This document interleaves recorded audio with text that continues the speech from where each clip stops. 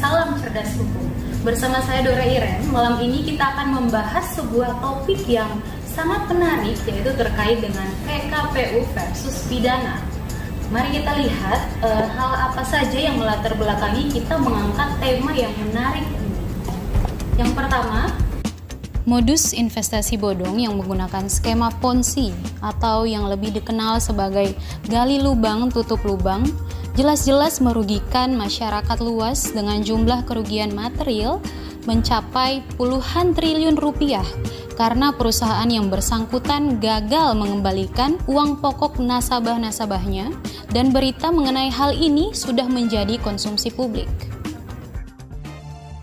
Modus operandi yang sering digunakan oleh perusahaan-perusahaan investasi bodong diantaranya yang pertama, menawarkan sejumlah instrumen investasi seperti promissory note, medium term note atau MTN maupun repurchase agreement atau repo dengan imbal hasil sangat tinggi dan uang awal dapat diambil kembali. Kemudian yang kedua, menerbitkan surat-surat berharga yang ditandatangani oleh direksi perusahaan terkait dalam jangka waktu tertentu dan dapat diperpanjang kembali sesuai dengan kesepakatan.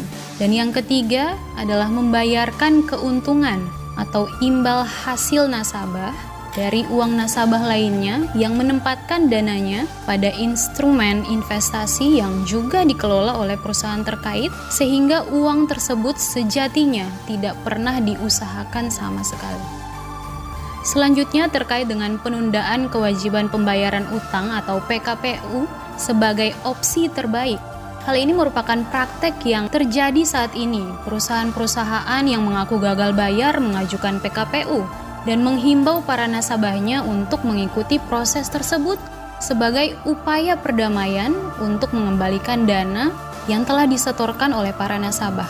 Apabila tidak mengikuti proses PKPU yang ditawarkan, maka instrumen investasi yang berada di tangan para nasabah tidak akan diakui oleh perusahaan penerbit.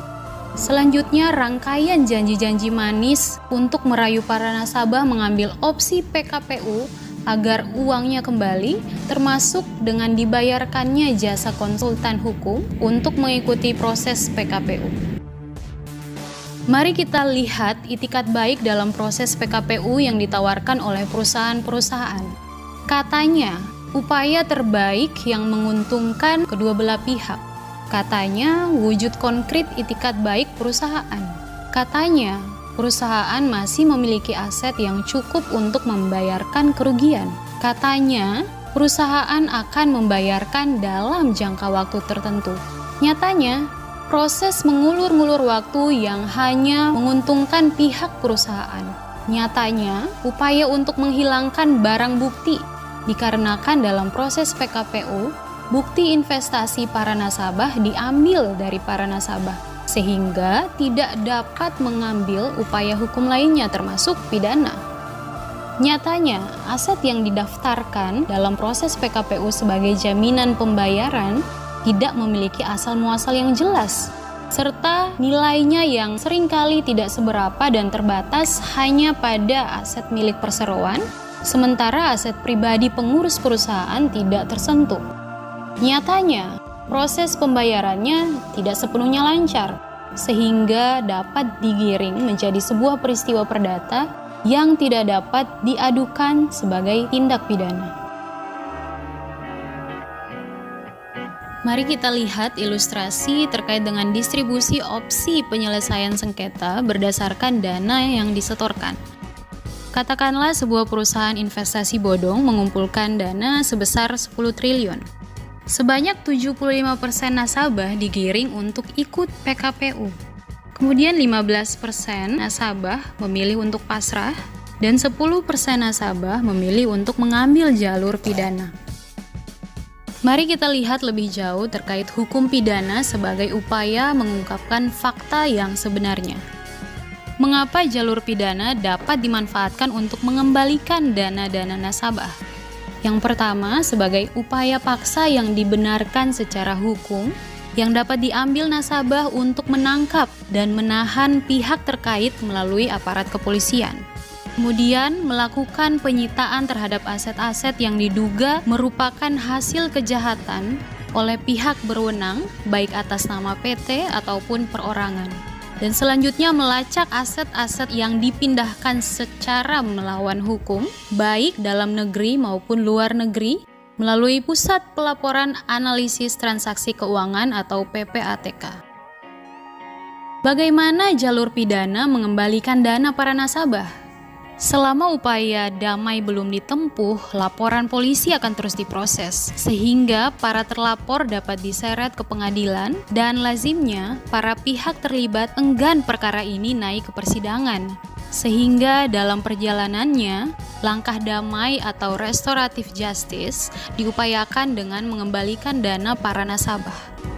Apabila naik ke pengadilan, menjadi tugas advokat untuk membuktikan uang-uang tersebut merupakan hasil kejahatan dan wajib dikembalikan kepada pihak-pihak yang berhak.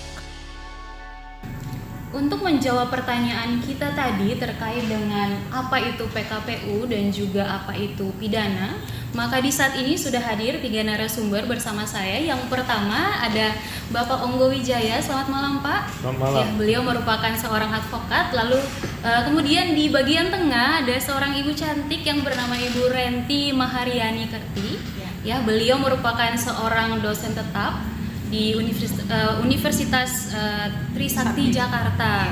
Nah, kemudian beliau juga sudah sangat berpengalaman sebagai seorang pembicara, kemudian sebagai tenaga ahli dan juga sebagai saksi ahli dalam berbagai persidangan ya Bu ya. Oke.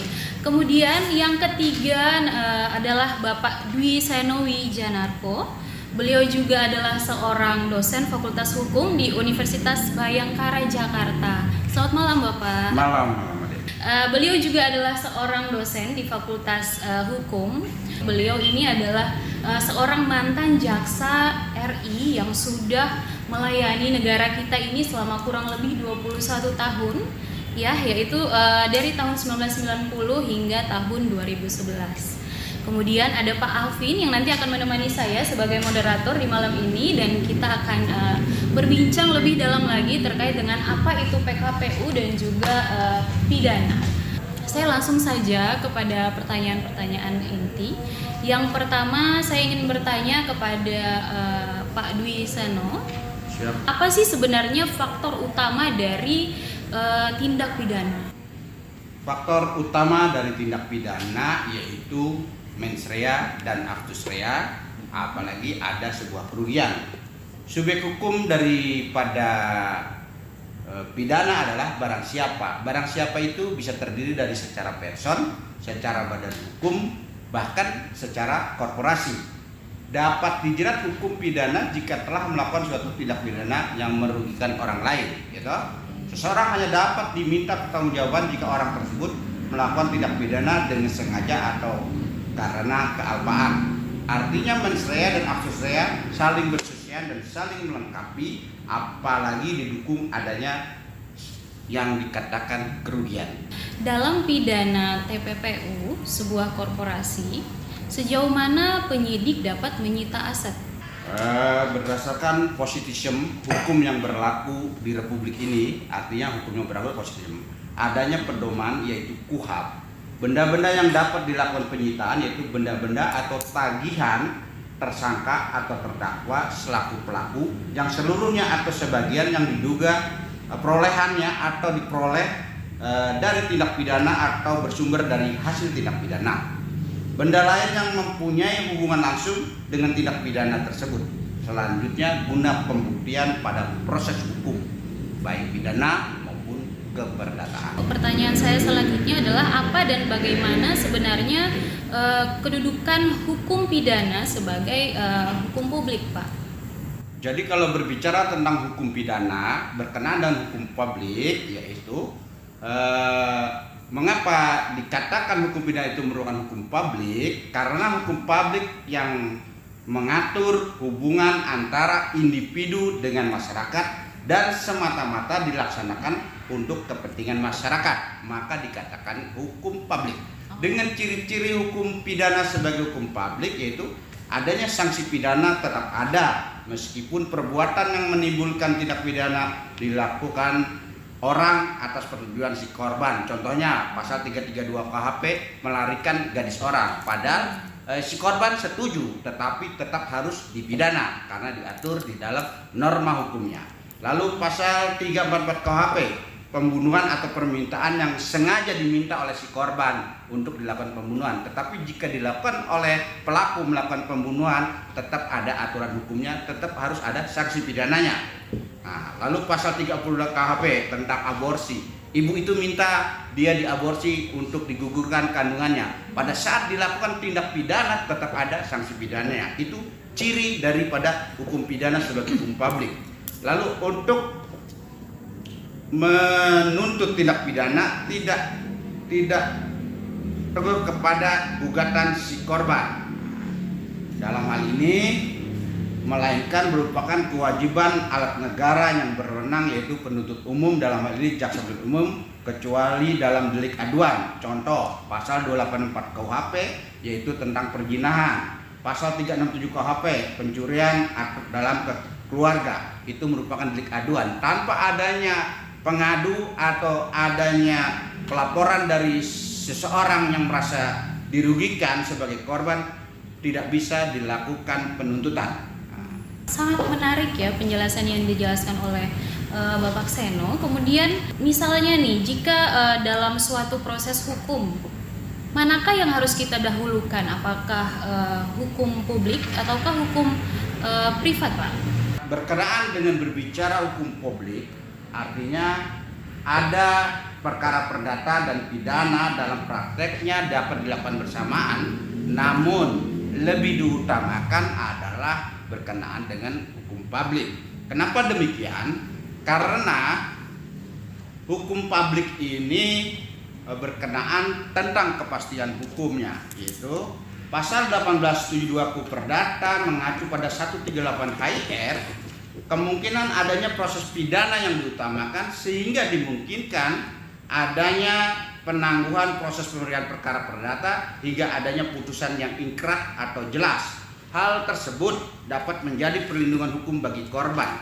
Penghentian sementara keperdataannya bahkan menjadi keadilan bagi para korban. Hal tersebut bentuk tindakan preventif dari pemerintah selaku daripada yang memegang kewenangan di dalam hukum publik. Jadi kalau bisa saya teruskan bahwa kalau memang dalam suatu proses hukum kita akan melihat lebih ke arah dampak dari kasus hukum itu sendiri ya, dimana yang akan diputuskan untuk mana didahulukan, entah itu hukum publik atau hukum private. Keutamaan daripada privat dengan publik lebih diutamakan publiknya. Kenapa? Karena keutamaan dari hukum pidana atau publik itu apabila subjek hukum dalam hal ini tidak beritikat baik, maka menurut pendapat saya proses pidana lah yang paling tepat.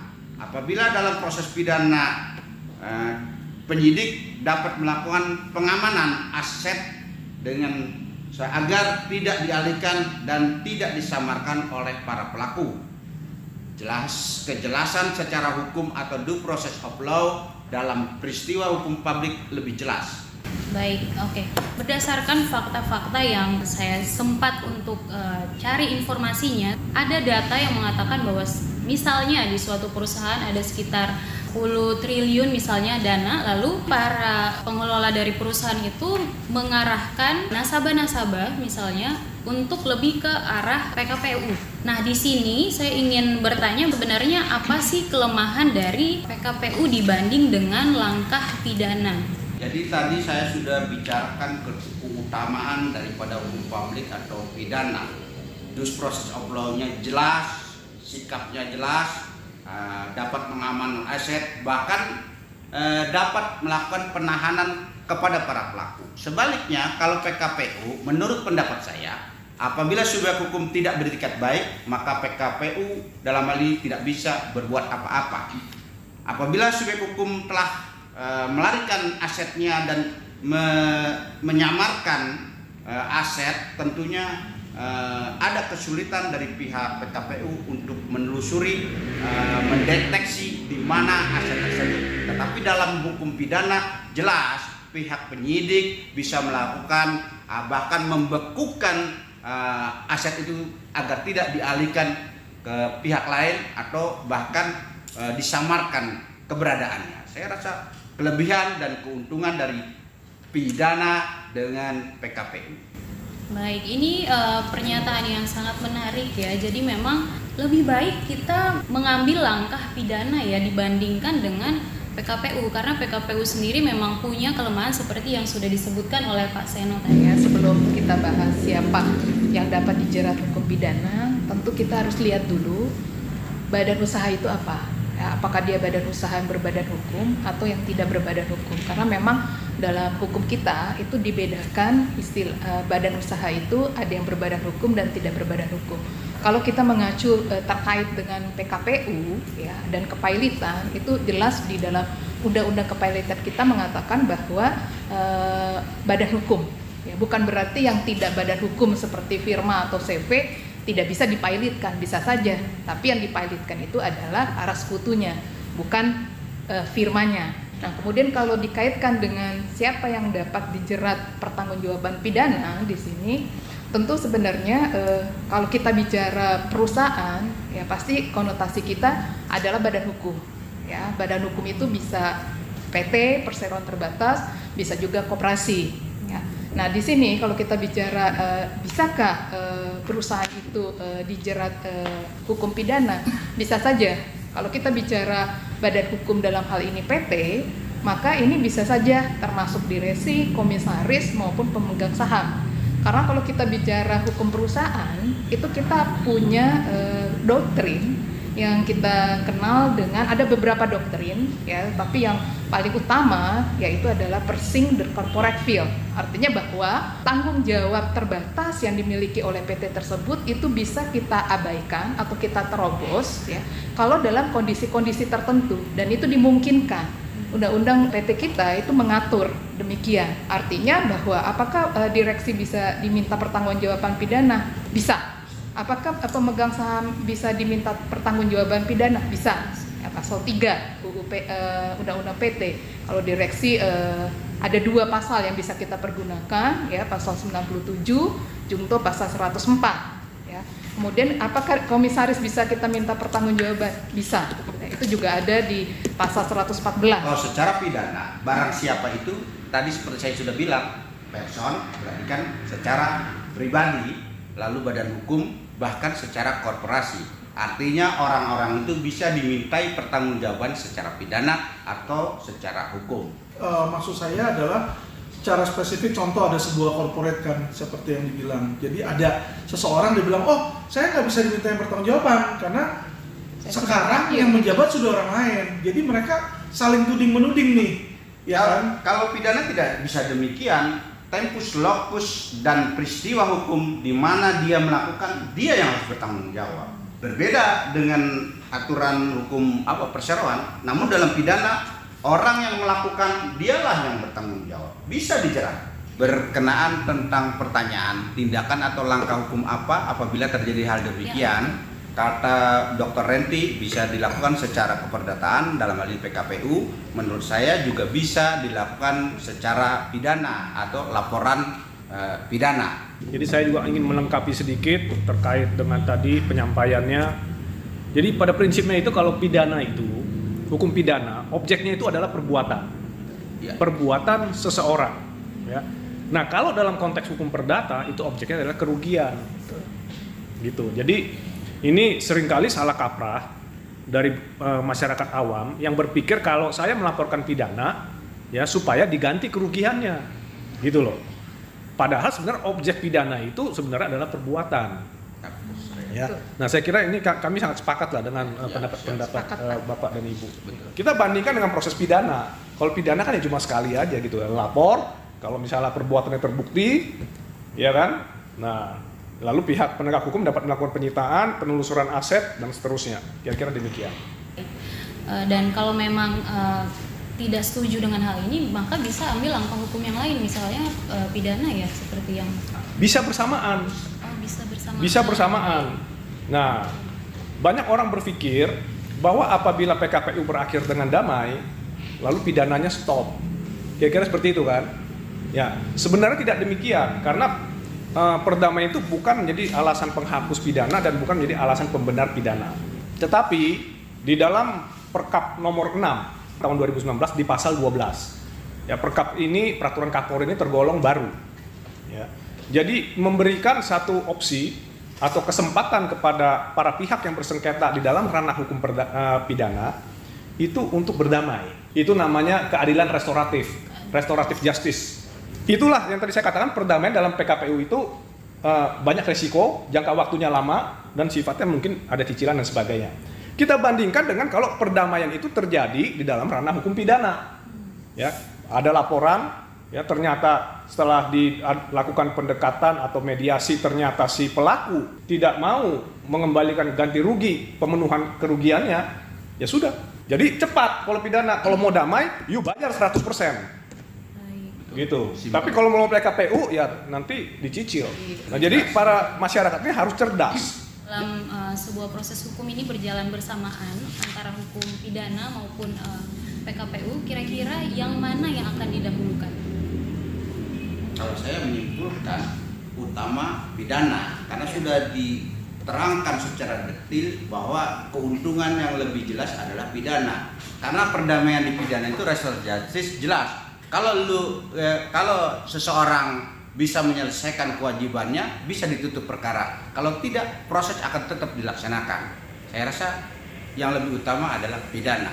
Saya serahkan kepada rekan-rekan kawan-kawan yang lain.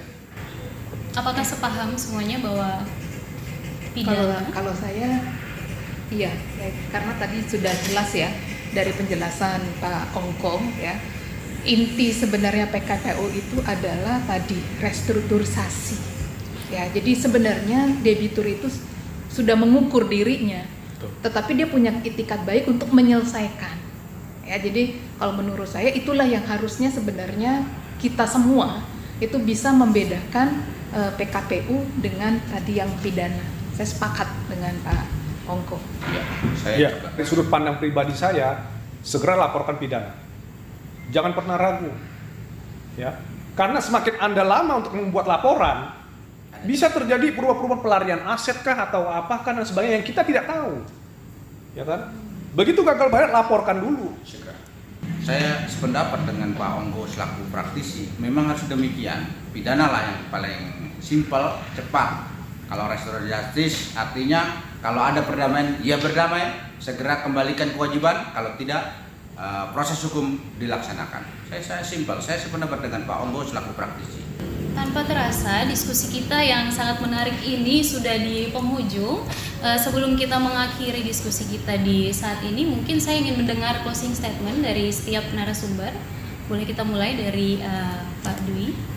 Tetap berprasangka baik dan semangat buat para kawan-kawan sekalian. Menurut saya hanya satu, bahwa jangan ragu untuk menempuh jalur pidana kalau memang itu yang terbaik. Ya, karena itu udah jelas tadi Pak Ongko sendiri menjelaskan bahwa itu prosesnya lebih cepat, lebih efisien, yang jelas kepastian hukum dan hak untuk kerugian yang dialami itu bisa langsung dibayar. Aja. Ya, kalau dari saya sebenarnya simpel saja. Ya, kita sebagai bangsa Indonesia ini berupayalah supaya penegakan hukum di Indonesia ini jauh lebih baik dari yang sebelumnya. Kira-kira itu saja.